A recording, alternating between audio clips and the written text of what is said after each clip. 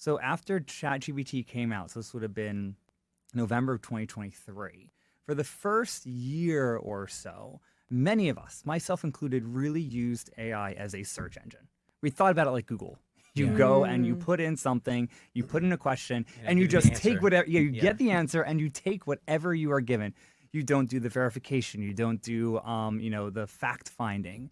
And one of the things that I think students and myself are becoming more and more aware of is just how limiting that is. And now we recognize that even today, even with these programs being around for a while, we have to go and we have to verify what's there. There are still a lot of errors. And you still have to go in and direct generative AI programs. And that's something that I talk to my students a lot about, that if we go and we are using AI for something, having that level of critical thinking is essential.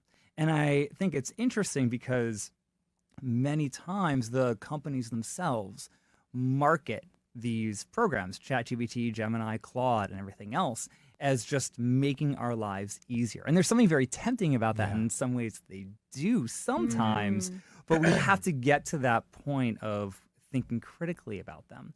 And that's when we start to unlock more things, unlock more uses. And the other thing that I notice with my students is they're becoming more and more aware with passing time of how easy it is to lose your voice. I teach at Berkeley a course on AI-powered communication. And for the first 2 weeks, we do not dive into the AI program. We actually spend quite a bit of time talking about voice. What is your voice? How would you characterize it? What happens when you have a voice in your writing versus speaking on a podcast or whatever else?